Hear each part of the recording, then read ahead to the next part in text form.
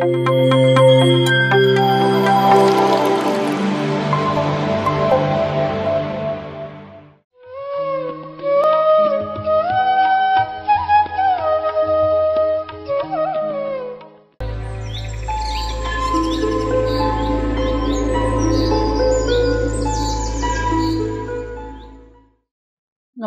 ಎಲ್ಲ ಆತ್ಮಬಂಧುಗಳಿಗೂ ಆತ್ಮವಂದನ. ಅನಸ್ತಾಶಿಯ ಮತ್ತೊಂದು ಹೊಸ ಎಪಿಸೋಡ್ಗೆ ನಿಮ್ಮೆಲ್ಲರಿಗೂ ಸ್ವಾಗತ. PMC ಕನ್ನಡ ಚಾನಲಲ್ಲಿ ನಾವು ಕೆಲವು ವಾರಗಳಿಂದ ಅನಸ್ತಾಶಿಯ ಅನ್ನುವ ಒಂದು ಪುಸ್ತಕದ ರಿವ್ಯೂ ಮಾಡ್ತಾ ಇದ್ದೇವೆ. ಅದರಲ್ಲಿರುವ ವಿಷಯಗಳನ್ನು ತಿಳಿಲಿಕ್ಕೆ ಪ್ರಯತ್ನ ಪಡ್ತಾ ಇದ್ದೇವೆ. ಕಾರಣ ಏನು ಅಂದರೆ, ಇದು ನಮ್ಮಲ್ಲಿ ಈಗ ನಮ್ಮ ಭಾಷೆಗಳಲ್ಲಿ ಅನುವಾದ ಆಗಿಲ್ಲ. ಸೊ ಈ ವಿಷಯ ಎಲ್ಲರಿಗೂ ತಲುಪಬೇಕನ್ನುವ ಒಂದು ಹಂಬಲದಿಂದ ನನಗೆ ತಿಳಿದಿರುವ ಅಲ್ಪ ಸ್ವಲ್ಪ ಕನ್ನಡದ ಬಳಕೆ ಮಾಡ್ತಾ ಮಧ್ಯದಲ್ಲಿ ಇಂಗ್ಲೀಷ್ ಪದಗಳನ್ನು ಬಳಕೆ ಮಾಡ್ತಾ ಇದ್ದೀನಿ, ಕ್ಷಮಿಸಬೇಕು. ಅದಕ್ಕಾಗಿ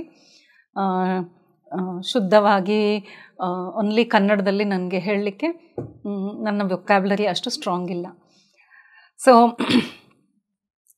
ಏನು ವಿಷಯ ಅನಸ್ತಾಶಿಯ, ಯಾಕೆ ಇಷ್ಟು ಇಂಪಾರ್ಟೆಂಟ್ ಈ ವಿಷಯಗಳನ್ನು ತಿಳಿಯೋದು ಅಂತಂದರೆ, ನಿಜ ಜೀವನದಲ್ಲಿ ನಾವು ಹೇಗೆ ಜೀವಿಸಬೇಕು, ಈ ಭೂಮಿಯಲ್ಲಿ ಮನುಷ್ಯನಾಗಿ ಹುಟ್ಟಿದ ಮೇಲೆ ನಮ್ಮ ಶಕ್ತಿಗಳನ್ನು, ಯಾವ ಶಕ್ತಿಗಳನ್ನು ನಾವು ಮರೆತು ಹೋಗಿದ್ದೆವೋ ಅದನ್ನು ಗುರುತಿಸಲಿಕ್ಕೆ ಇವತ್ತು ಸಮಯ ಬಂದಾಯಿತು. ಅದಕ್ಕೆ ಸಹಾಯ ಮಾಡ್ತಾ ಇರೋದು ಅನಸ್ತಾಶಿಯ.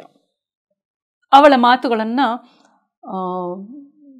ಉತ್ತರ ಧ್ರುವದ ಹತ್ತಿರ ಇರುವ ಎಷ್ಟೋ ದೇಶಗಳಲ್ಲಿ ಈ ಮಾತುಗಳನ್ನು ಒಪ್ಪಿಕೊಂಡು ಇದರ ಪ್ರಾಮಾಣಿಕತೆಯನ್ನು ಮೆಚ್ಚಿಕೊಂಡು ಅಲ್ಲಿಯ ಸರ್ಕಾರವೂ ಅದಕ್ಕೆ ಸಹಯೋಗ ಮಾಡ್ತಾ ಅನಸ್ತಾಶಿಯ ಮೂವ್ಮೆಂಟ್ಗಳು ನಡೀತಾ ಇದೆ. ಯಾಕೆ ಅಂದರೆ ಈ ಪುಸ್ತಕದಲ್ಲಿ ಹೇಳಿರುವ ಎಷ್ಟೋ ವಿಷಯಗಳು ಇವತ್ತಿನ ಸಮಾಜಕ್ಕೆ ಮತ್ತು ಇವತ್ತಿನ ಈ ಹೊಸ ಪೀಳಿಗೆಗೆ ಅರ್ಥ ಆಗುವ ರೀತಿಯಲ್ಲಿ, ಸ್ವೀಕಾರ ಆಗುವ ಮನಸ್ಸಿಗೆ ಒಪ್ಪಿಗೆ ಸೂಚಿಸುವಂತೆ ಇರುವ ಮಾತುಗಳು ಇರುವುದರಿಂದ ತುಂಬ ಬೇಗ ಯುವ ಜನಾಂಗ ಇದಕ್ಕೆ ಮಾರು ಹೋಗಿ ಇದರದ್ದೇ ಆದ ಒಂದು ಮೂವ್ಮೆಂಟ್, ಚಳವಳಿ ಅಂತ ಸ್ಟಾರ್ಟ್ ಮಾಡಿ ತುಂಬ ಆನಂದದಿಂದ ಜೀವಿಸ್ತಾ ಇದ್ದಾರೆ. ಈ ಕಾನ್ಸೆಪ್ಟ್ ಸ್ಟಾರ್ಟ್ ಆಗಿ ಆಲ್ರೆಡಿ 1996 ಈ ಪುಸ್ತಕ ಬಂದಿದ್ದು. ಸೊ ಇವತ್ತಿಗೆ ಆಗಲೇ 15, 20, 30 ವರ್ಷದಿಂದ ತುಂಬ ಜನ, ಅಂದರೆ 30 ವರ್ಷ is a long period. So ಆ ಥರ ಜೀವನ ಮಾಡಿ ಇದು ಸಾಧ್ಯ ಅಂತ ತೋರಿಸ್ಕೊಡ್ತಾ ಇದ್ದಾರೆ. ಹೈಲಿ ಕ್ವಾಲಿಫೈಡ್ ಇದ್ದಾರೆ, ಎಜುಕೇಟೆಡ್ ಇದ್ದಾರೆ, ಜಾಬ್ ಮಾಡ್ತಾ ಇದ್ದಾರೆ, ಇಂಟರ್ನ್ಯಾಷನಲ್ ವರ್ಕ್ ಮಾಡ್ತಾ ಇದ್ದಾರೆ, ಬಿಸ್ನೆಸ್ಗಳು ಮಾಡ್ತಾ ಇದ್ದು ಸಹ ನಿಜವಾಗ್ಲೂ ಹೇಗೆ ನಾವು ಜೀವಿಸಬೇಕು, ಭೂಮಿಗೆ ಹತ್ತಿರವಾಗಿ ಮಕ್ಕಳನ್ನು ಹೇಗೆ ಬೆಳೆಸಬೇಕು, ಮಕ್ಕಳಿಗೆ ಯಾವ ಥರದ ವಿದ್ಯಾಭ್ಯಾಸವನ್ನು ಕೊಟ್ಟರೆ ಅವರು ಸರಿಯಾದ ರೀತಿಯಲ್ಲಿ ಅವರ ಸಾಮರ್ಥ್ಯ ಹೊರಬರುತ್ತೋ, ಎಲ್ಲ ವಿಷಯಗಳು ಅದರಲ್ಲಿ ಚರ್ಚೆ ಆಗ್ತಾ ಇರುತ್ತೆ. ನಿಮಗೆ ಗೂಗಲ್ ಸರ್ಚ್ ಮಾಡಿದರೆ ಇನ್ನೂ ಹೆಚ್ಚಿನ ವಿಷಯಗಳು, ಮಾಹಿತಿಗಳು ನಿಮಗೆ ತಿಳಿದು ಬರುತ್ತೆ. ಸೊ ಈಗ ನಾವು ನೋಡ್ತಾ ಇರುವುದು ದ ರಿಂಗಿಂಗ್ ಸಡಾರ್ಸ್ ಆಫ್ ರಷ್ಯಾ, ಅನಸ್ತಾಶಿಯ ಅನ್ನುವ ಪುಸ್ತಕದ 2ನೇ ಪುಸ್ತಕದ ವಿಷಯ. ಹೇಗೆ ಇಲ್ಲಿ ಮೊದಲನೇ ಪುಸ್ತಕದಲ್ಲಿ ನಾವು ನೋಡಿದ್ದೇನು ಅಂದರೆ, 3 ದಿನದ ಸಮಯ ವ್ಲಾದಿಮಿರ್ ಅನಸ್ತಾಶಿಯ ಜೊತೆಲಿದ್ದಾಗ ಅವರ ಅನುಭವಗಳು. ಈಗ ನಾವು ನೋಡ್ತಾ ಇರೋದು ಇನ್ನು ಆಳಕ್ಕೆ ಒಂದು ಇಂಪಾರ್ಟೆಂಟ್ ವಿಷಯಗಳನ್ನ ಹೇಗೆ ಅವಳು ತಿಳಿಸಿದಳು ಅನ್ನೋದು. ಸೊ ಹೋದ ಸಂಚಿಕೆಯಲ್ಲಿ ನಾವು ನೋಡಿದ್ದೇನು ಅಂದರೆ, ಅನಸ್ತಾಶಿಯ ಸೆಡಾರ್ ವೃಕ್ಷದ ಜೊತೆಗೆ ಒಂದು ಪ್ರಶ್ನೆಗೆ ಉತ್ತರ ಕೇಳ್ತಾ ಇದ್ದಾಳೆ. ಬಿಕಾಸ್ ಅದು ಸೆಡಾರ್ ವೃಕ್ಷವು ತನ್ನ ಎನರ್ಜಿಯನ್ನು ಹೈಯರ್ ಇಂಟೆಲಿಜೆನ್ಸ್ಗೆ ಕನೆಕ್ಟ್ ಆಗಿ ಸತತವಾಗಿ ಕನೆಕ್ಷನಲ್ಲಿದೆ. ಅದರ ಸುತ್ತಮುತ್ತ ಒಂದು ಬೆಳಕು ಬರ್ತಾನೇ ಇದೆ, ಅದರ ಎಲೆಗಳಿಂದ ಸಹ ಆ ಬೆಳಕು ಬರ್ತಾ ಇದೆ. ಅವಳು ಆ ಬೆಳಕಿನ ಜೊತೆಗೆ ಸಂವಾದ ಮಾಡ್ತಾ ಇದ್ರೆ, ಒಂದು ಮನುಷ್ಯನ ಜೊತೆಲೆ ನಾವು ಹಠಕ್ಕೆ ಹಿಡಿದು ಕೆಲವು ಪ್ರಶ್ನೆಗಳನ್ನ ಹೇಗೆ ಕೇಳ್ತೇವೋ ಆ ಥರ ಅವಳು ಮಾಡ್ತಾ ಇದ್ದಿದ್ದು ನೋಡಿ ಅವರ ತಾತ ಮುತ್ತಾತ ಬಂದು ಅವಳಿಗೆ ತಿಳಿ ಹೇಳಲು ಪ್ರಯತ್ನಿಸ್ತಾರೆ. ಈ ಥರ ನಾವು ಹಠ ಮಾಡಬಾರದು ಅಂತ. ಆಗ ಅವಳು ಹೇಳುವ ಉತ್ತರ ಏನು ಅಂತಂದರೆ, ದೇವರು ಯಾವಾಗಲೂ ಇಷ್ಟಪಟ್ಟಿದ್ದಾನೆ.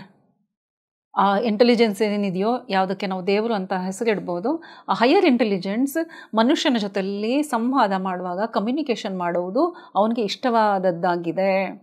ಅವನು ಯಾವತ್ತೂ ಬೇಜಾರು ಮಾಡ್ಕೊಂಡಿಲ್ಲ. ಸೊ ನನ್ನ ಮಾತು ಕೇಳೋರಿದ್ದಾಗ ನಾನು ಯಾಕೆ ಕೇಳಬಾರ್ದು, ಪ್ರತಿ ಮನುಷ್ಯನಿಗೆ ಆ ಹಕ್ಕಿದೆ, ಅವನನ್ನು ಏನಾದರೂ ಪ್ರಶ್ನಿಸ್ಬೋದು ಅಂತ ವಾದ ಮಾಡ್ತಾಳೆ.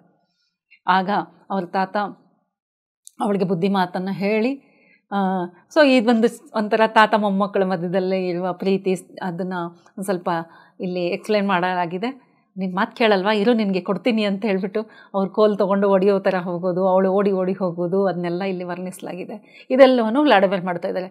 ಒಂದು ಸಮಯದಲ್ಲಿ ಇವಳು ಅಗಾಧವಾದ ಜ್ಞಾನ ಹೊಂದಿದ ಒಂದು ಸಾಧ್ವಿ, ಒಂದು ಮಿರಾಕ್ಯುಲಸ್ ವುಮನ್ ಥರ ಕಂಡ್ರೆ, ಇನ್ನೊಂದು ನಿಮಿಷದಲ್ಲಿ ಒಂದು ಚಿಕ್ಕ ಮಗು ಥರ ಅವ್ರ ತಾತ ಮುತ್ತಾತನ ಜೊತೆಲಿ ನಗನಗ್ತಾ ಕಿಲಿಕಿಲ ಅಂತ ನಗ್ತಾ ಆಟ ಆಡ್ತಾ ಇರೋದು ನೋಡಿ, ಅವರು ಓಡ್ತಾ ಇದ್ದರೆ ಅವ್ರು ಬಿದ್ದು ಹೋಗೋದು, ಸುಮ್ಮನೆ ಬಿದ್ದು ಹೋಗಿದ್ದ ಹಾಗೆ ನಾಟಕ ಮಾಡೋದು, ಅದೆಲ್ಲ ಮಾಡ್ತಾ ಇದ್ದಾರೆ. ಅದನ್ನೆಲ್ಲ ನೋಡ್ತಾ ಇದ್ದಾನೆ. ಆಮೇಲೆ ತಾತ ಅವರಿಗೆ ಹೋಗುವ ಮುಂಚೆ ಒಂದು ಬುದ್ಧಿ ಮಾತನ್ನು ಹೇಳ್ತಾರೆ. ಏನು ಮಾಡಿದ್ರು ಜೋಪಾನ ಅಮ್ಮ ಅಂತ. ನಾನು ನೋಡಿದೆ, ಒಂದು ಹದ್ದನ್ನು ನೋಡಿದೆ ಅಂತ. ಯಾವುದು ಸೆಂಟೆನ್ಸು ಫುಲ್ ಮಾತಾಡ್ತಾ ಇಲ್ಲ, ಒಂದು ಪೂರ್ಣ ವಾಕ್ಯ ಸಂವಾದ ನಡೀತಾ ಇಲ್ಲ. ತಾತ ನಾನು ನೋಡಿದೆ ಅಂದ ತಕ್ಷಣ ಅವಳು ಹಾಂ ತಾತ ಇರಲಿ ಹೌದು ಅಂತ. ನಾನು ಒಂದು ಈಗಲ್ ಹದ್ದನ್ನು ನೋಡಿದೆ ಅಂತ ನನಗೆ ಕಂಡಿತು ಅಂತ ಇನ್ನೂ ಹೇಳ್ತಿರ್ತಾರೆ. ಅವಳು ಹಾಂ ಸರಿ ತಾತ ಅರ್ಥ ಆಯಿತು ನನಗೆ ಅಂತ ಹೇಳ್ತಾಳೆ. ಇವನಿಗೆ ಏನು ಇವ್ರ ಮಧ್ಯದಲ್ಲಿ ಹೇಗೆ ಈ ಸಂಭಾಷಣೆ ನಡೀತಾ ಇದೆ? ತಾತ ಏನು ಪೂರ್ತಿ ಹೇಳ್ತಾ ಇಲ್ಲ, ಇವಳು ಎಲ್ಲ ಗೊತ್ತಿರೋ ಥರ ಮಾತಾಡ್ತಾ ಇದ್ದಾಳೆ, ಏನು ನಡೀತಾ ಇದೆ ಅಂತ. ತಾತ ಯಾವಾಗ ಆ ಈಗಲ್ ವಿಷಯ ಮಾತಾಡ್ತಾರೋ, ಆ ಹದ್ದಿನ ವಿಷಯ ಮಾತಾಡ್ತಾರೋ, ಓ ಹಾಗಾದ್ರೆ ನಿಮ್ಗೆ ಗೊತ್ತಾಯ್ತಾ ನಾನು ಪ್ರೆಗ್ನೆಂಟ್ ಇರೋದು ಅಂತ ಕೇಳ್ತಾಳೆ. ಏನು ಇದು ಭಾಷೆ, ಈ ಪದಗಳ ಬಳಕೆ ಇಲ್ಲದೇನೆ ಹೇಗೆ ಸಂವಾದ ನಡೀತಾ ಇದೆ ನೋಡಿ, ಆಶ್ಚರ್ಯ ಆಗತ್ತೆ ವ್ಲಾದಿಮಿರ್ಗೆ. ಆಗ ಮುತ್ತಾತ ಬಂದು ಅವಳನ್ನು ಚೆನ್ನಾಗಿ ಅಪ್ಕೊಂಡು ಮುದ್ದು ಮಾಡಿ ಪ್ರೀತಿ ಮಾಡುತ್ತಾನೆ. ಆಗ ತಾತ ಅವ್ರಿಗೆ ಬೇಜಾರು, ಇವಳಿಗೆ ಪನಿಷ್ ಮಾಡ್ತಾಳೆ, ಇವಳು ಇಂತಿಂಥ ಕೆಲಸಗಳು ಮಾಡ್ತಾ ಇದ್ದಾಳೆ, ಮಾಡಬಾರ್ದೆಲ್ಲ ಮಾಡ್ತಾ ಇದ್ದಾಳೆ, ಇವಳಿಗೆ ಹಿಂಗೆ ಮುದ್ದು ಮಾಡಿ ಹಾಳು ಮಾಡ್ತಾ ಇದ್ದಾರೆ ಎಲ್ಲರೂ ಇವಳು ಮಾಡಿದ್ದೆಲ್ಲ ಕರೆಕ್ಟ್ ಅಂತಾರೆ ಅಂತ ಅವ್ರಿಗೆ ಕೋಪ ಬರ್ತಾ ಇದೆ. ಅವರು ಅವಳಿಗೆ ಹೊಡಿಬೇಕು ಅಂತ ಒಂದು ಕೋಲ್ ಹುಡುಕ್ತಾ ಇದ್ದಾರೆ. ಅಷ್ಟರಲ್ಲಿ ಈ ತಾತ ಮುತ್ತಾತನ ಮತ್ತು ಮರಿ ಮೊಮ್ಮಗಳ ಪ್ರೀತಿ ಮಾತುಗಳು ನಡೀತಾ ಇದೆ. ಅವಳನ್ನ ಗಟ್ಟಿಯಾಗಿ ಹಗ್ ಮಾಡ್ತಾಳೆ. ಅವರ ದಾಡಿ ಇರುತ್ತೆ, ಆ ದಾಡಿ ಮೇಲೆ ತಲೆ ಇಡೋದು ಅವಳಿಗೆ ಚಿಕ್ಕಂದಿನಿಂದ ಇಷ್ಟವಾದ ಕೆಲಸವಂತೆ. ವ್ಲಾಡಿಮಿರ್ಗೆ ಹೇಳಿರುತ್ತಾಳೆ. ಅಲ್ಲಿ ತಲೆ ಇಟ್ಟು ತಾತನ ಹೃದಯ ಬಡಿತವನ್ನು ಕೇಳೋದು ಅವಳಿಗೆ ಇಷ್ಟವಾದದ್ದು ಅಂತ. ಸೊ ಅವಳು ಹಾಗೆ ಹಗ್ ಮಾಡಿದಾಗ ವ್ಲಾದಿಮಿರ್ ಅನ್ಕೊತಾಳೆ, ಇವಳು ಹಾರ್ಟ್ ಬಿಟ್ ಕೇಳ್ತಿರ್ಬೇಕು, ಇವಳು ಹೇಳಿದ್ಲಲ್ಲ ಇಷ್ಟ ಅಂತ ನೋಡಿ. ಆಗ ಯಾವಾಗ ನಾವು ಒಬ್ಬರನ್ನೊಬ್ಬರು ಅರ್ಥ ಮಾಡ್ಕೊಳ್ತೀವೋ ಅವ್ರು ಇಲ್ಲಿ ಏನು ಮಾಡ್ತಾ ಇದ್ದಾರೆ ನಮಗೆ ಗೊತ್ತಾಗ್ಬಿಡುತ್ತೆ. ಅದನ್ನೇ ಕಮ್ಯುನಿಕೇಷನ್ ಅಂತ ಹೇಳೋದು. ಇಲ್ಲಿ ಅದನ್ನು ಹೇಳಿದ್ದಾರೆ. ಈಗ ತಾತ ಮುತ್ತಾತ ಹೋಗೋ ಸಮಯ ಬರುತ್ತೆ. ಇಬ್ಬರು ಒಂದೇ ಮಾತನ್ನು ಹೇಳ್ತಾರೆ, ಜೋಪಾನ ಅತಿಯಾಗಿ ನೀನು ಇಂಟರ್ಫಿಯರ್ ಮಾಡಬೇಡ, ಯೂನಿವರ್ಸ್ ಕೆಲಸದಲ್ಲಿ ಅತಿಯಾಗಿ ಇಂಟರ್ಫಿಯರ್ ಮಾಡಬೇಡ ಅಂತ. ಅವಳು ಹೇಳ್ತಾಳೆ, ನಾನು ಮಾಡಬೇಕಾದದ್ದು ಒಂದು ದೊಡ್ಡ ಕೆಲಸಕ್ಕೆ ಕ್ವಶನ್ಸ್ಗೆ ಆನ್ಸರ್ ಬೇಕಾಗಿದೆ. ಅಂದರೆ ಅವಳಿಗೆ ಫ್ಯೂಚರ್ ಗೊತ್ತಾಗ್ತಾ ಇದೆ, ಒಂದು ದೊಡ್ಡದು ಏನೋ ಒಂದು ನಡಿಲಿಕ್ಕಿದೆ, ಅದಕ್ಕೆ ನಾನೇನು ಮಾಡಲಿ ಅಂತ ಕೇಳ್ಕೊಳ್ತಾ ಇದ್ದಾಳೆ. ಅದನ್ನು ತಾತ ಮುತ್ತಾತರಿಗೆ ಮಾತ್ರ ಆ ವಿಷಯ ಗೊತ್ತಾಗ್ತಾ ಇದೆ, ಇನ್ಯಾರಿಗೂ ಗೊತ್ತಿಲ್ಲ. ವ್ಲಾಡಿಮಿರ್ಗಂತೂ ಅರ್ಥನೇ ಆಗಲ್ಲ. ಈಗೇನಾಗುತ್ತೆ ಅಂದರೆ, ಯಾವಾಗ ತಾತ ಮುತ್ತಾತ ಹೊರಟು ಹೋಗ್ತಾರೋ ಆಗ ವ್ಲಾದಿಮಿರ್ ಕೇಳ್ತಾನೆ, ಯಾವ ವಿಷಯದ ಬಗ್ಗೆ ತಾತ ಮುತ್ತಾತ ನಿನಗೆ ಪದೇ ಪದೇ ಜೋಪಾನ ಅಂತ ಇದ್ರು ಅಂತ. ಸೊ ಅವಳು ಹೇಳ್ತಾಳೆ, ಒಂದು ದೊಡ್ಡದ ಒಂದು ಪ್ರಾಕೃತಿಕ ಬದಲಾವಣೆ ಆಗಲಿಕ್ಕಿದೆ, ಆ ಸಮಯದಲ್ಲಿ ಮನುಷ್ಯನಿಗೆ ತುಂಬ ತೊಂದರೆನೂ ಆಗಬಹುದು, ಅದಕ್ಕಾಗಿ ನಾನೇನು ಮಾಡಬಹುದು, ಏನು ಮಾಡಬೇಕು, ನಂಗೆ ಉತ್ತರ ಬೇಕು ಅಂತ ನಾನು ಹಠ ಹಿಡಿದಿದ್ದು ಅಂತ ಕೇಳ್ತಾ ಇದ್ದೆ ಅಂತ. ಇಲ್ಲ ನೀನು ಕೇಳ್ತಾ ಇದ್ದಿಲ್ಲ, ನೀನು ಹಠ ಹಿಡ್ದಿದ್ದೆ ಅಂದರೆ, ಹೌದು ನಾನು ಹಠ ಹಿಡಿದು ಕೇಳ್ತಾ ಇದ್ದೆ, ನನಗದು ಬೇಕಾಗಿತ್ತು, ಉತ್ತರ ನನಗೆ ಬೇಕಾದದ್ದು ಅಂತ.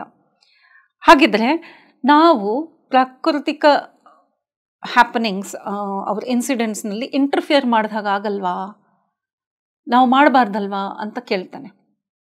ಇಲ್ಲ, ಮಾಡಬಾರ್ದು ಹೌದು, ಮಾಡಬಹುದು ಹೌದು. ಯಾಕೆಂದರೆ ಏನಾದರೂ ನಡೆಯುತ್ತೆ ಪ್ರಕೃತಿಯಲ್ಲಿ ಅಂದರೆ ಅದಕ್ಕೆ ಕಾರಣ ನಾನಾಗಿರ್ತೀನಿ. ಇಲ್ಲಿ ಬದಲಾವಣೆ ಮಾಡಿಬಿಟ್ರೆ ಅನಾಹುತವನ್ನು ನಾವು ಈಗಲೇ ತಡಿಬೋದು. ಆ ಒಂದು ಬದಲಾವಣೆಗಳು ಮಾಡಲಿಕ್ಕೆ ನಾನು ಯಾವ ರೀತಿಯಲ್ಲಿ ಸಹಾಯ ಮಾಡಬಹುದು. ಹಾಗಾದರೆ ಅದು ನೀನು ಮೂಗು ತೋರಿಸಿದಂಗೆ ಅಲ್ಲ, ನಿಮ್ಮ ತಾತ ಹೇಳಿದ್ದು ಕರೆಕ್ಟು ಅಂತ. ಇಲ್ಲ, ನನ್ನ ಥರ ಎಷ್ಟೋ ಸಾಧನೆಯಲ್ಲಿದ್ದವರು ಎಷ್ಟೋ ಜನ ಇದ್ದಾರೆ. ಅವರು ಈ ಪ್ರಶ್ನೆಗೆ ಉತ್ತರನೇ ಕೇಳಲಿಕ್ಕೆ ಧ್ಯಾನದಲ್ಲಿ ಕೂತಿರ್ತಾರೆ, ಸಾಧನೆಗಳು ಮಾಡ್ತಾ ಇರ್ತಾರೆ. ಅವರೆಲ್ಲರಿಗೂ ಒಂದೇ ಯೋಚನೆ, ಮನುಷ್ಯರಿಗೆ ಕಾಪಾಡಬೇಕು, ಭೂಮಿಯನ್ನು ಕಾಪಾಡ್ಕೊಳ್ಬೇಕು, ಪ್ರಕೃತಿಯನ್ನು ಕಾಪಾಡ್ಕೊಳ್ಬೇಕು. ಸೊ ಉಪಾಯವನ್ನು ಕೇಳುವ ರೀತಿ ಬೇರೆ ಆಗಿರಬಹುದು, ಆದರೆ ತುಂಬ ಜನ ಇದಕ್ಕೆ ಪ್ರಯತ್ನ ಪಡ್ತಾ ಇದ್ದಾರೆ. ನಾನು ಆ ಒಂದು ಪ್ರಯತ್ನದಲ್ಲಿ ಅವರಿಂದ ಉತ್ತರ ಪಡೀಲಿಕ್ಕೆ ಪ್ರಯತ್ನ ಪಟ್ಟೆ ಅಂತ ಹೇಳ್ತಾಳೆ. ನೀನು ಕೇಳಿದ ಪ್ರಶ್ನೆಗೆಲ್ಲ ಉತ್ತರ ಸಿಕ್ಬಿಡುತ್ತಾ, ಅಷ್ಟು ಸುಲಭನಾ ಅಂತ ಹೇಳಿದಾಗ ಅವಳು ಹೇಳ್ತಾಳೆ, ನೋಡು ನೀವು ಯಾರ ಅದು ಶಕ್ತಿ ಅಂತ ಹೇಳ್ತೀವಲ್ವ, ಅದನ್ನು ಶಕ್ತಿ ಅಂತ ಹೇಳು, ದೇವರಂತ ಹೇಳು, ಯೂನಿವರ್ಸ್ ಅಂತ ಹೇಳು, ಕಾಸ್ಮಿಕ್ಸ್ ಅಂತ ಹೇಳು, ಹೆಸರು ಏನಾದರೂ ಹೇಳು, ಅವನು ಮನುಷ್ಯನಿಗೆ ತುಂಬ ಹತ್ತಿರವಾದವನು. ಈ ಮನುಷ್ಯನ ಮೇಲೆ ಯಾವುದೇ ಆಪತ್ತು ಬಂದರೆ ಅವನಿಗೆ ಬಂದಂತೆಯೇ ಭಾವಿಸ್ತಾನೆ. ಅವನಿಗೆ ನೋವಾಗುತ್ತೆ, ಅವನಿಗೆ ಇಷ್ಟ ಆಗಲ್ಲ. ನಿನ್ನನ್ನು ನೀನು ಕಾಪಾಡಿಕೋ ಅಂತ ಈ ಮನುಷ್ಯನಿಗೆ ಬುದ್ಧಿ ಕೊಟ್ಟಿದ್ಯಾರು? ಈ ದೇವರೇ. ಹಾಗಿದ್ರೆ ಇವತ್ತು ನಾನು ಹಠ ಮಾಡಿದ್ದೇನೆ ಅಂದರೆ ಅದು ನಾನು ಮಾಡಿಲ್ಲ, ಅವನು ನಾನು ಮಾಡುವಂತೆ ಮಾಡಿದ್ದಾನೆ. ನೋಡಿ, ನಾವು ಅಂದ್ಕೊಳ್ತೀವಿ ನನ್ನ ಪ್ರಯತ್ನದಿಂದ ನಾನು ದೇವರನ್ನು ಮೆಚ್ಚಿಸಿದೆ, ಗಳಿಸಿದೆ, ಮಳೆ ನಿಲ್ಲಿಸಿದೆ, ಇಲ್ಲ ಭೂಕಂಪ ನಿಲ್ಲಿಸಿದೆ, ಏನಾದರೂ ಆ ಥರದ್ದೊಂದು ನಡೆದರೆ ಆ ಭಕ್ತನಲ್ಲಿ ಅಷ್ಟು ಭಕ್ತಿ ಹಾಕಿ ಅವನಲ್ಲಿ ಆ ಶಕ್ತಿ ಕೊಟ್ಟದ್ದು ಯಾರು ಅಲ್ವಾ? ಈಗ ಪ್ರಹ್ಲಾದನ ಕಥೆನೇ ನೋಡೋಣ. ಎಂಥ ಮಹಾನ್ ಭಕ್ತ ಅಂದರೆ ಬೆಂಕಿಯಲ್ಲಿಟ್ಟರು ಅವನ ದೇಹ ಸುಡಲಿಲ್ಲ. ಅವನಲ್ಲಿ ಅಂತಹ ಭಕ್ತಿ ಹುಟ್ಟಿಸಿದ್ದು ಯಾರು? ಆ ದೇವರೇ. ಅಲ್ಲಿ ಪ್ರಹ್ಲಾದನ ಪ್ರಯತ್ನ ಏನೂ ಇಲ್ಲ. ನಮಗೆ ಕಾಣುವಾಗ ಅದು ಒಬ್ಬ ಭಕ್ತನ ಪ್ರಯತ್ನ, ನಾನು ಅಷ್ಟು ಭಕ್ತಿ ಮಾಡ್ಕೊಳ್ಳಲಿಲ್ಲಲ್ಲ, ನನ್ನಲ್ಲಿ ಆ ಭಕ್ತಿ ಇಲ್ವಲ್ಲ ಅಂತ ನಾವು ಅಂದ್ಕೊಳ್ತೀವಿ. ಆದರೆ ಅದಕ್ಕೆ ನಾನು ಪಾತ್ರನಾಗಿದ್ದೀನಾ ಇಲ್ಲ ಅನ್ನೋದು ಅವನಿಚ್ಛೆ ಅಂತ ನಡೆಯುತ್ತೆ. ಯಾರು ಅದಕ್ಕೆ ಪಾತ್ರರಾಗಿರ್ತಾರೋ ಅವರಲ್ಲಿ ಆ ಭಕ್ತಿಯನ್ನು ತುಂಬುತ್ತಾನೆ, ಅವರಲ್ಲಿ ಆ ಶಕ್ತಿಯನ್ನು ತುಂಬುತ್ತಾನೆ. ಸೊ ಅವಳು ಹೇಳ್ತಾಳೆ, ಈಗ ನಾನು ಹಠ ಮಾಡ್ತಾ ಇರೋದು ಅವನಿಚ್ಛೆ ಅಂತಲೇ. ಅವನು ನನ್ನಿಂದ ಒಂದು ಉತ್ತರವನ್ನು ನಾನು ಪಡಿಬೇಕು, ನಾನು ಅದರಂತೆ ನಡ್ಕೊಳ್ಬೇಕು. ನೋಡಿ, ಹೀಗಾಗಿ ಧ್ಯಾನದಲ್ಲಿ ಕೆಲವೊಬ್ರು ಕೇಳ್ತಾರೆ, ನನಗೆ ಯಾವುದೋ ಅನುಭವ ಆಗ್ತಾ ಇಲ್ಲ ಅಂತ. ಈಗ ಇದೆಲ್ಲ ತಿಳ್ಕೊಳ್ತಾ ಇದ್ದರೆ ನನಗೆ ಎಲ್ಲ ಫೀಲ್ಡಲ್ಲಿ ಈ ನಾಲೆಜನ್ನು ಅಪ್ಲೈ ಮಾಡ್ಲಿಕ್ಕೆ ನಂಗೆ ಸುಲಭ ಆಗಿಬಿಡ್ತಾ ಇದೆ. ನಾನು ಕೊಟ್ಟ ಉತ್ತರ ನನಗೆ ಆಶ್ಚರ್ಯ ಆಯಿತು, ಹೌದಲ್ವ ಇದೆಷ್ಟು ಸತ್ಯ ಅಂತ. ಯಾರಿಗೆ ಧ್ಯಾನದಲ್ಲಿ ಅನುಭವ ಉಂಟಾಗ್ತಾ ಇಲ್ವೋ ಅವರು ಧ್ಯಾನದ ಶಕ್ತಿ, ಯಾರಿಗೆ ಧ್ಯಾನದಲ್ಲಿ ಅನುಭವ ಆಗ್ತಾ ಇದೆ ಅವರಿಗೆ ಸಹಾಯ ಮಾಡ್ತಾ ಇದೆ. ಯೂನಿವರ್ಸ್ ಎಲ್ಲರನ್ನೂ ಈಕ್ವಲ್ ಆಗಿ ನೋಡ್ತಾರೆ. ಯಾರಿಗೆ ಥರ್ಡ್ ಐ ಎಕ್ಸ್ಪೀರಿಯನ್ಸ್ ಇದೆ ಅವನು ಉತ್ತರ ಕಂಡುಹಿಡೀಲಿ ಹಾಗಂತ ಅವನಿಗೆ ಹೆಚ್ಚು ಶಕ್ತಿಯನ್ನು ಕೊಟ್ಟಿಲ್ಲ. ಅವನಿಗೆ ಬರ್ತಿರೋ ಶಕ್ತಿ ಎಲ್ಲಿ ಅಂದರೆ ಯಾರಿಗೆ ಧ್ಯಾನದಲ್ಲಿ ಅನುಭವ ಆಗ್ತಾ ಇಲ್ಲವೋ ಆ ಶಕ್ತಿ ಅಲ್ಲಿಗೆ ಹೋಗ್ತಾ ಇದೆ. ಎಷ್ಟೋ ಸೋಲ್ಸ್ ಲೈಟ್ ಕಾಣದೆ, ಎನರ್ಜಿ ಸಾಲದೆ ಕಾಯ್ಕೊಂಡಿದ್ದಾರೆ. ಸೊ ಧ್ಯಾನದಲ್ಲಿ ಇದ್ದಾಗ ಯಾರಿಗೆ ಧ್ಯಾನದ ಅನುಭವ ಆಗ್ತಾ ಇಲ್ಲ, ನಾನು 10 ವರ್ಷದಿಂದ ಧ್ಯಾನ ಮಾಡ್ತಾ ಇದ್ದೀನಿ, ನನ್ನ ರೋಗ ಹೋಗಿಲ್ಲ, ನನ್ನ ಮನೆಯಲ್ಲಿ ಕಷ್ಟ ಹೋಗಿಲ್ಲ, ನಾನು ಮಾತ್ರ ಧ್ಯಾನ ಬಿಟ್ಟಿಲ್ಲ, ನಾನು ಧ್ಯಾನ ಮಾಡ್ತಾ ಇದ್ದೀನಿ, ನಾನು ಸರಿಯಾಗಿ ಧ್ಯಾನ ಮಾಡ್ತಾ ಇದ್ದೀನಾ ಇಲ್ವಾ ಅನ್ನುವ ಪ್ರಶ್ನೆ ಬಂದಾಗ ಅದಕ್ಕುತ್ತರ ನೀವು ಮಾಡುತ್ತಿರುವ ಧ್ಯಾನದ ಶಕ್ತಿಯಿಂದ ಎಷ್ಟೋ ಸಮಸ್ತ ಲೋಕದಲ್ಲಿ ಶಕ್ತಿ ಇಲ್ಲದೆ ಆ ದೇವರಲ್ಲಿ ಪ್ರಾರ್ಥಿಸ್ತಾ ಕಾಯ್ಕೊಂಡಿದ್ದವರಿಗೆ ಅಲ್ಲಿಗೆ ತಲುಪ್ತಾ ಇದೆ, ಅವರಿಗೆ ಯೂಸ್ ಆಗ್ತಾ ಇದೆ. ಸೊ ಇದು ವ್ಯರ್ಥ ಆಗ್ತಾ ಇಲ್ಲ. ಯಾರು ಧ್ಯಾನ ಮಾಡ್ತಾರೋ ಆ ಧ್ಯಾನದ ಶಕ್ತಿ ವ್ಯರ್ಥ ಆಗಲಿಕ್ಕೆ ಸಾಧ್ಯನೇ ಇಲ್ಲ. ಅದು ಒಬ್ಬರ ರೋಗ ನಿವಾರಣೆಗೆ ಸಾಧ್ಯ ಆಗ್ಬೋದು, ಮತ್ತೊಬ್ಬರ ಕಷ್ಟ ನಿವಾರಣೆಗೆ ಸಾಧ್ಯ ಆಗ್ಬೋದು, ಇಲ್ಲ ಥರ್ಡ್ ಐ ಎಕ್ಸ್ಪೀರಿಯನ್ಸ್ ಬಂದು ಮುಂದಿನ ಭವಿಷ್ಯಕ್ಕೆ ಬೇಕಾಗಿರುವ ಕೆಲವು ಸೂಚನೆಗಳು, ಉಪಾಯಗಳು ಧ್ಯಾನದ ಮೂಲಕ ಪಡೀಲಿಕ್ಕೆ. ಹೇಗೆ ಕೆಲವೊಬ್ಬರಿಗೆ ಧ್ಯಾನದಲ್ಲಿ ಕ್ರಾಪ್ ಸರ್ಕಲ್ಸ್ ವಿಷಯ ಗೊತ್ತಾಯಿತು, ಕೆಲವೊಬ್ಬರಿಗೆ ಕೆಲವು ಔಷಧ ಹೆಸರುಗಳು ಗೊತ್ತಾಯಿತು, ಕೆಲವೊಬ್ಬರಿಗೆ ಇಂತಹ ಜಾಗದಲ್ಲಿ ಶಕ್ತಿ ಇದೆ ಅನ್ನೋದು ಗೊತ್ತಾಯ್ತು, ಯಾವುದೇ ಒಂದು ಅನುಭವ ಇರ್ಬೋದು. ಇಲ್ಲ ನಮ್ಮ ಮಾಸ್ಟರ್ಸ್ ಯಾರು ಅನ್ನುವ ಜ್ಞಾನ ಬಂತು ಅಂತ ಇಟ್ಕೊಳ್ಳೋಣ. ಮಹಾನ್ ಮಾಸ್ಟರ್ಸ್ ಎಲ್ಲ ಪುಸ್ತಕಗಳನ್ನ ಬರೆದಿದ್ದಾರೆ ತಮ್ಮ ಅನುಭವಗಳು. ಅವ್ರಿಗೆಲ್ಲ ಅನುಭವ ಆಗಬೇಕು ಅಂದರೆ ಅದರ ಹಿಂದೆ ಮತ್ತೆ ಆ ಸಮಯದಲ್ಲಿದ್ದ ಧ್ಯಾನಿಗಳ ಶಕ್ತಿ ಕೆಲಸ ಮಾಡ್ತಾ ಇದೆ. ಅದೇ ರೀತಿಯಾಗಿ ಅನಸ್ತಾಶಿಯಾ ಹೇಳ್ತಾ ಇದ್ದಾಳೆ, ನನಗೆ ಅವ್ರ ಜೊತೆಲೇ ಮಾತಾಡೋದು ಗೊತ್ತು, ನಾನು ಉತ್ತರ ಅದಕ್ಕೆ ಕೇಳ್ಕೊಳ್ತಾ ಇದ್ದೀನಿ.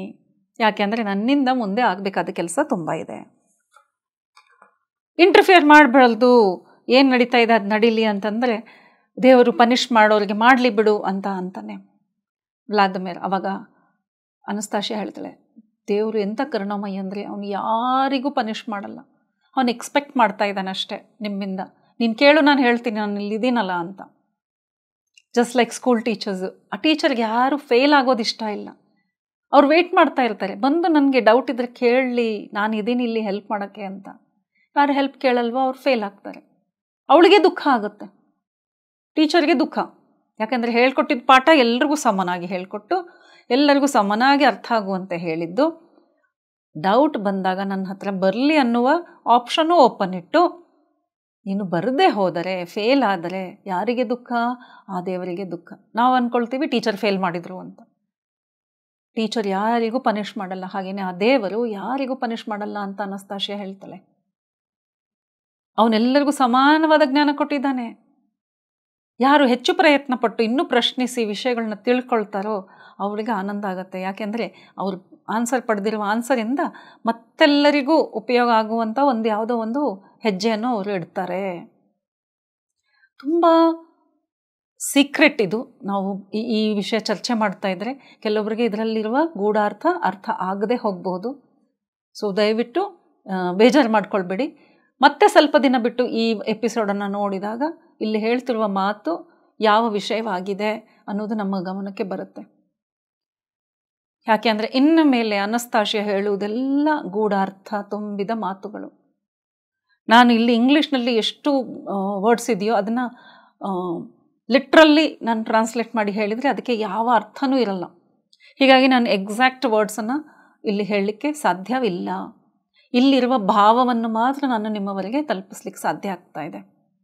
ಸೊ ಕೆಲವೊಬ್ಬರಿಗೆ ಅರ್ಥ ಆಗ್ತಿರ್ಬೋದು, ಇಲ್ಲ ಡೌಟ್ ಬರ್ತಿರ್ಬೋದು ಏನು ಹೇಳ್ತಾ ಇದ್ದಾರೆ ಅಂತ. ಸೊ ಮುಂದೆ ನೋಡೋಣ. ಈ ವಿಷಯವಾಗಿಯೇ ಗಾಡ್ಸ್ ಆನ್ಸರ್ ಅಂತಲೇ ಈ ಚಾಪ್ಟರ್ ಹೆಸರಿದೆ. ಆನ್ಸರ್ ಏನು ಅಂತ ಅನಸ್ತಾಶಿಯ ಮುಂದೆ ಹೇಳ್ತಾ ಇದ್ದಾಳೆ.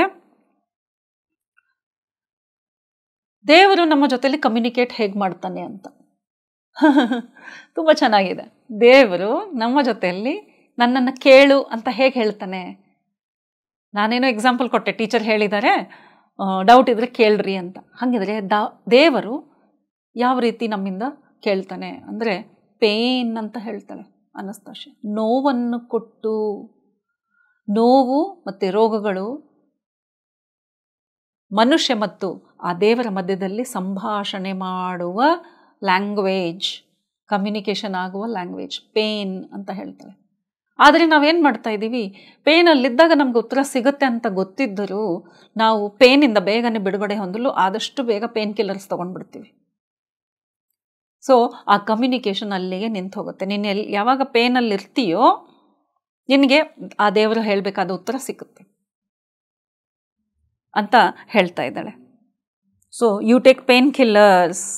ಸೊ ನಿಮಗೆ ಇಂಟ್ರೆಸ್ಟ್ ಇಲ್ಲ, ಅವನ ಉತ್ತರ ಕೇಳುವ ಇಂಟ್ರೆಸ್ಟ್ ಇಲ್ಲದ ಕಾರಣ ನೀವು ಆದಷ್ಟು ಬೇಗ ಈ ಪೇನಿಗೆ ಮಹತ್ವ ಕೊಟ್ಟು ಆ ಪೇನನ್ನು ತೊಲಗಿಸ್ಬಿಡೋದ್ರಿಂದ ನಿಮಗೆ ಉತ್ತರವು ಸಿಗ್ತಾ ಇಲ್ಲ ಅಂತ ಹೇಳ್ತಾರೆ.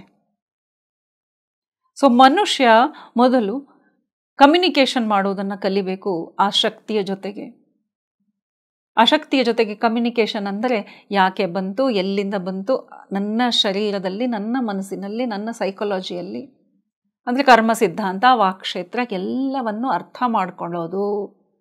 ರೋಗಕ್ಕೆ ಕಾರಣ ಇವೆ ಅಂತ ನಮಗೆ ಯಾವತ್ತು ತಿಳಿದು ಬರುತ್ತೋ ಆವತ್ತು ನಾನು ನನ್ನ ಪರಿಸ್ಥಿತಿಯ ಸಲ್ಯೂಷನನ್ನು ನಾನು ಹುಡುಕೊಳ್ತೇನೆ, ಅದಕ್ಕೆ ಬೇಕಾಗಿರುವ ಉಪಾಯ ನನಗೆ ಹೊಳೆಯುತ್ತೆ ಅಂತ ಅನಸ್ತಾಶಿಯ ಹೇಳ್ತಾ ಮುಂದೆ ಹೇಳ್ತಾ ಇದ್ದಾಳೆ. ಹಾಗಾದರೆ ನೀನು ಸೆಡಾರ್ ವೃಕ್ಷದ ಜೊತೆಗೆ ಕನೆಕ್ಟ್ ಇಟ್ಕೊಂಡು ಅದರಲ್ಲಿ ಬರುವ ಲೈಟು ನಿನ್ನ ಮೇಲೆ ಅಟ್ಯಾಕ್ ಮಾಡೋದು ಅದೆಲ್ಲ ಏನಿತ್ತು? ಅಷ್ಟು ಅಪಾಯಕಾರಿನ ಈ ಕಮ್ಯುನಿಕೇಷನು? ಏನಾದರೂ ಎಡವಟ್ಟೂ ಆಗ್ಲಿಕ್ಕೆ ಚಾನ್ಸಸ್ ಇದೆಯಾ ಅಂತ ಅವಳು ಹೇಳ್ತಾಳೆ. ಮೊದಲು ಒಂದು ಮಾತು ನೆನಪಿಟ್ಕೋ, ನನ್ನ ತಂದೆ ತಾಯಿ ಜೊತೆಯಲ್ಲಿ ನಡೆದದ್ದು ಅಜ್ಞಾನದಿಂದ ನಡೆದದ್ದು. ಜ್ಞಾನ ಇಟ್ಕೊಂಡು ಅರಿವಿನಿಂದ ನಾವು ಯಾವ ಕೆಲಸ ಮಾಡಿದರೂ ನಮಗೆ ಯಾವತ್ತೂ ಯಾವ ಅಪಾಯ ಆಗಲ್ಲ. ಗಾಡ್ ನೆವರ್ ಪನಿಷಸ್ ಅಂತ ಹೇಳ್ತಾಳೆ. ಸೊ ಫ್ರೆಂಡ್ಸ್, ಈ ಮಾತು ಎಲ್ಲಿ ಉಪಯೋಗ ಆಗುತ್ತೆ ಅಂದರೆ ನಾವು ಸಾಧನೆಯ ಹೆಸರಲ್ಲಿ ಕುಂಡಲಿನಿ ಜಾಗೃತ ಮಾಡ್ಕೊಳ್ಳೋದು, ಆಮೇಲೆ ಇಲ್ಲ ಅಂದರೆ ಯಾವುದೋ ಒಂದು ಜಪಗಳನ್ನು ಇಷ್ಟು ಕೋಟಿ ಸಲ ಜಪ ಮಾಡಿದರೆ ನಿಮಗೆ ಸಿದ್ಧಿ ಆಗುತ್ತೆ ಅಂತ ಹೇಳಿದರೆ ಅದನ್ನು ಮಾಡ್ಕೊಳ್ಳೋದು, ಸಿದ್ಧಿ ಮಾಡುವುದು. ಕುಂಡಲಿನಿ ಜಾಗೃತ ಫೋರ್ಸ್ಬುಲ್ ಅಂತ ಹೇಳ್ಬೋದು ಇದನ್ನು. ಅದೇ ಆಗಬೇಕು ಅಂತ ನಾನು ಹಠ ತೊಟ್ಟು ಅದನ್ನು ಮಾಡಿಕೊಂಡ್ರೆ ಅದು ಹಾನಿಕಾರಕ. ಸೊ ಯಾರು ನ್ಯಾಚುರಲ್ ಆಗಿ ದೇವರ ಜೊತೆಲಿ ಕಮ್ಯುನಿಕೇಷನ್ ಮಾಡಲ್ವೋ, ಅಂದರೆ ನಾಲೆಜ್ ಪಡೆಯಲ್ವೋ, ವಿಸ್ಡಮ್ ಪಡೆಯಲ್ವೋ, ಇನ್ಸ್ಟಂಟ್ ನನಗೆ ಥರ್ಡ್ ಐ ಓಪನ್ ಆಗಬೇಕು, ಯಾರೋ ಇದ್ದಾರೆ ಗುರುಜಿ ಅವರಲ್ಲಿ ಆಶ್ರಮ್ಗೆ ಹೋಗಿ ಒಂದು ವಾರ ಕ್ಲಾಸ್ ಮಾಡಿದರೆ ಅವರು ಇಲ್ಲಿ ಕೈ ಇಟ್ಟರೆ ಸಾಕು ಥೋಡೆ ಓಪನ್ ಆಗುತ್ತೆ, ನಾನು ಅಲ್ಲಿಗೆ ಹೋಗ್ತೀನಿ ಅಂತ ಹೋಗೋದು. ಚಕ್ರಾಸನ್ನು ಕರೆಕ್ಟಾಗಿ ಅಲೈನ್ ಮಾಡಿಬಿಟ್ರೆ ಎಲ್ಲ ಥರದ ತೊಂದರೆಗಳು ಹೋಗುತ್ತೆ ಅಂತ ತಿಳ್ಕೊಂಡು ಚಕ್ರ ಆಕ್ಟಿವೇಶನ್ ಕ್ಲಾಸಸ್ಗೆ ಹೋಗೋದು. ಇವೆಲ್ಲ ಆರ್ಟಿಫಿಷಿಯಲ್ ಫೋರ್ಸಬಲಿ ಮಾಡುವುದು. ಅದನ್ನೇ ಆ ತಂದೆ ತಾಯಿ, ಅನಸ್ತಾಶಿಯ ತಂದೆ ತಾಯಿ ಮಾಡಿದ ಕೆಲಸ. ಅವ್ರಿಗೆ ಗೊತ್ತು ಅದರಿಂದ ಕರೆಕ್ಟಾಗಿ ಆ ರೇಸ್ ಮೇಲಕ್ಕೆ ಹೋಗದಿದ್ರೆ ಹಾನಿಕಾರಕ ಅಂತ ಗೊತ್ತಿದ್ದು ಕೈಯಿಂದ ಮುರಿದು ಬೈ ಆಕ್ಸಿಡೆಂಟ್ ಅಂತಲೇ ಇಟ್ಕೊಳ್ಳೋಣ. ಆಕ್ಸಿಡೆಂಟೇ, ನಾವೆಲ್ಲ ಇದೆಲ್ಲ ಮಾಡೋದು ಆಕ್ಸಿಡೆಂಟಲ್ಲಿನೇ ಮಾಡ್ತೀವಿ. ಆದರೆ ಇಬ್ಬರು ಪ್ರಾಣ ಕಳ್ಕೊಳ್ಳೋ ಹಾಗಾಗುತ್ತೆ. ಅನಸ್ತಾಶಿಯ ಹೇಳ್ತಾಳೆ, ನಾನು ಇಲ್ಲಿ ಒತ್ತಾಯಪೂರ್ವಕವಾಗಿ ಏನು ಮಾಡಿಲ್ಲ, ಅದು ನನ್ನ ಅವರ ಮಧ್ಯದಲ್ಲಿ ನಡೆದ ಒಂದು ಸಣ್ಣ ಒಂದು ಚೇಷ್ಟೆ, ಕೂಚೇಷ್ಟೆ ಅಂತ ಹೇಳ್ತಾರಲ್ಲ, ನಾನು ಅದನ್ನು ಹೊಡೆದೆ, ಅದು ನನ್ನ ಮೇಲೆ ಹಾಕ್ತು, ಅದು ನನಗೆ ಹಾನಿ ಮಾಡಲ್ಲ, ನಾನು ಅದರ ಜೊತೆಲಿ ಒಳ್ಳೆಯ ಸಂಬಂಧ ಇಟ್ಕೊಂಡಿದ್ದೇನೆ. ಸೊ ನಾವು ಧ್ಯಾನಕ್ಕೆ ಬಂದಾಗ ಈ ಒಂದು ಧ್ಯಾನ ಕಲ್ತಿದ್ದೇವಲ್ವ, ಇದು ಎಂಥ ಒಂದು ಧ್ಯಾನದ ಪದ್ಧತಿ ಅಂತಂದರೆ, ಇದು ಒಂದು ಮಾಡಿದರೆ ಸಾಕು ನಮ್ಮಲ್ಲಿರುವ ಎಲ್ಲ ಚಕ್ರಾಸ್ ಅಲೈನ್ ಆಗುತ್ತೆ. ಯಾವುದು ಎಷ್ಟರ ಮಟ್ಟಕ್ಕೆ ಆ್ಯಕ್ಟಿವೇಟ್ ಆಗಬೇಕು ಅದೇ ಆಗುತ್ತೆ. ಬಿಕಾಸ್ ನಮ್ಮ ಜೊತೆಯಲ್ಲಿ ಇರುವ ಎಲ್ಲ ಆಸ್ಟ್ರಲ್ ಮಾಸ್ಟರ್ಸ್ ನಮಗೆ ಗೈಡ್ ಮಾಡ್ತಾರೆ. ಗೈಡ್ ನಮಗೆ ಕೇಳದೆ ಹೋದರೂ ನಮ್ಮನ್ನು ಪ್ರೊಟೆಕ್ಟ್ ಮಾಡ್ತಾರೆ. ಆ ಪ್ರೊಟೆಕ್ಷನ್ನಲ್ಲಿದ್ದಾಗ ನಮಗೆ ಯಾವುದೇ ರೀತಿಯ ತೊಂದರೆಗಳಾಗಲಿಕ್ಕೆ ಸಾಧ್ಯನೇ ಇಲ್ಲ. ಹೀಗಾಗಿ ಯಾರಿಗೆ ಧ್ಯಾನದಲ್ಲಿ ಅನುಭವ ಬರ್ತಾ ಇಲ್ಲ, ನನಗೇನು ಕಾಣ್ತಾ ಇಲ್ಲ, ಬೆಳಕು ಇಲ್ಲ, ಕಲರು ಇಲ್ಲ, ಬೇರೆ ಅಂತೂ ಮಾಸ್ಟರ್ ಕಾಣೋದಂತೂ ದೂರದ ಮಾತು ಅಂತ ಅಂದ್ಕೊಂಡ್ರೆ ಅದು ನಮ್ಮ ಒಳ್ಳೆಯದಕ್ಕೆ. ನಾನಿನ್ನೂ ಅದಕ್ಕೆ ರೆಡಿ ಆಗಿಲ್ಲ, ನನಗೆ ಈ ಜನ್ಮದಲ್ಲಿ ಅದರ ಅವಶ್ಯಕತೆ ಇರದೆ ಹೋಗಬಹುದು, ಇಂತಹ ಒಂದು ಕ್ಲಾರಿಟಿ ನಮಗೆ ಬಂದ್ಬಿಡುತ್ತೆ. ಹಠಕ್ಕೆ ಬಿದ್ದು ಇಲ್ಲ ನನಗೆ ಬೇಕೇ ಬೇಕು ಅಂತ ನಾವು ಬೇರೆ ಮಾಸ್ಟರ್ಸ್ ಹತ್ರ ಹೋಗಿ ನನಗೆ ಶಿವನ ಆಜ್ಞೆ ಆಗಿದೆ, ನನಗೆ ದುರ್ಗೆಯ ಆಜ್ಞೆ ಆಗಿದೆ ಅಂತ ಕೆಲವು ಆ್ಯಕ್ಟಿವಿಟೀಸ್ ಮಾಡೋದು, ಆ ಮಂತ್ರ ಬೀಜ ಮಂತ್ರ ಮಾಡಿದರೆ ಒಳ್ಳೆಯದು ಅಂತ ಅದನ್ನು ಮಾಡೋದು, ಯಾವುದೋ ಒಂದು ಆಹಾರ ಬಿಟ್ಟು ಸಾಧನೆ ಮಾಡಿದರೆ ಇದು ಸಾಧ್ಯ ಅಂತ ತಿಳಿದು ಆ ಥರದ್ದು ಮಾಡೋದು. ಹಾಗೆ ಮಾಡ್ತಾ ಇರೋದ್ರಿಂದ ಅದು ಯಾವ ಥರ ಆಗುತ್ತೆ ಅಂದರೆ, ನಾನು ಹಠಕ್ಕೆ ಬಿದ್ದು ಆ ಶಕ್ತಿಯನ್ನು ನನಗಿದು ಕೊಡು ಕೊಡು ಕೊಡು ಅಂತ ಕೇಳಿದ ಹಾಗೆ, ನಾನು ರೆಡಿ ಆದರೆ ಅದೇ ನನಗೆ ಕೊಡುತ್ತೆ. ಆ ವಿಷಯ ಇಲ್ಲಿ ತಿಳಿಸ್ಲಿಕ್ಕೆ ಅನಸ್ತಾಶಿಯ ಈ ಥರದ ಒಂದು ಸಂವಾದನೆ ಇದೆ. ಇನ್ನೂ ಅದು ತುಂಬ ಉದ್ದಕ್ಕೆ ಇದೆ, ಈ ಒಂದು ಲೆಸನ್ನೇ ತುಂಬ ದೊಡ್ಡದಾಗಿದೆ ಈ ಚಾಪ್ಟರು. ಸೊ ಒಟ್ಟು ಸೇರಿಸಿ ಆ ಉದ್ದೇಶ ಅದೇ ಆಗಿದೆ. ಮನುಷ್ಯ ಯಾವ ಥರ ನನಗೆ ಬೇಗ ದುಡ್ಡು ಬೇಕು, ಮಕ್ಕಳಾಗದೇ ಇದ್ದರೆ ನನಗೆ ಮಕ್ಕಳಾಗಲೇಬೇಕು ಅಂತ ಎಲ್ಲ ದೇವರುಗಳಿಗೆ ಹೋಗೋದು, ಹಾಗೆಯೇ ಮದುವೆಗೆ ಇದೇ ಹುಡುಗಿ ಬೇಕು ಅಂತ ಹಠ ಹಿಡಿದು ಅವಳನ್ನೇ ಮದುವೆ ಮಾಡಿಕೊಂಡ್ರೆ ಒಳ್ಳೆಯದು ಅಂತ ಅದಕ್ಕೆ ಬೇಕಾಗಿರೋದು ಎಲ್ಲ ಥರದ ತಂತ್ರ ಮಂತ್ರ ವಿದ್ಯೆಗಳನ್ನ ಬಳಸೋದು, ಅದನ್ನೆಲ್ಲ ಇಲ್ಲಿ ವರ್ಣಿಸಿದ್ದಾಳೆ. ಇದನ್ನೇ ಹಠ ಅಂತ ಹೇಳೋದು. ಸೊ ಹೇಗೆ ಪ್ರಕೃತಿ ಜೊತೆಲಿ ಇರಬೇಕು, ಹೇಗೆ ದೇವರ ಜೊತೆಲಿ ಅಂದರೆ ಅದು ಹೈಯೆಸ್ಟ್ ಪವರ್ ಜೊತೆಲಿ ಹೇಗೆ ಕಮ್ಯುನಿಕೇಟ್ ಮಾಡಬೇಕು ಅನ್ನುವ ವಿಷಯವಾಗಿ ಈ ಚಾಪ್ಟ್ರಲ್ಲಿ ಡಿಸ್ಕಷನ್ ಇದೆ my dear friends.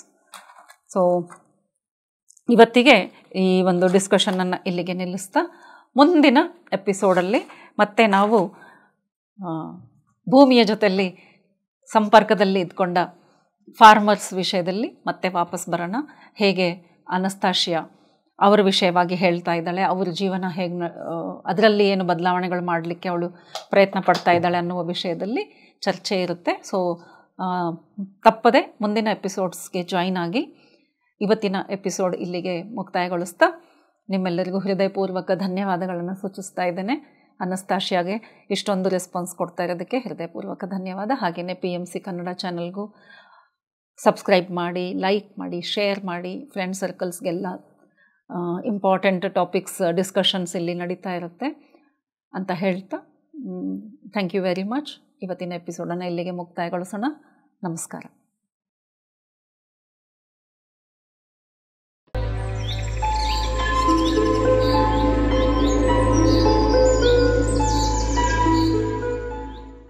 PMC Kannada channel ಅನ್ನು ಲೈಕ್ ಮಾಡಿ, ಶೇರ್ ಮಾಡಿ, ಸಬ್ಸ್ಕ್ರೈಬ್ ಮಾಡಿ ಮತ್ತು ಮಾಡಿಸಿ. ಎಲ್ಲರಿಗೂ ಧನ್ಯವಾದಗಳು.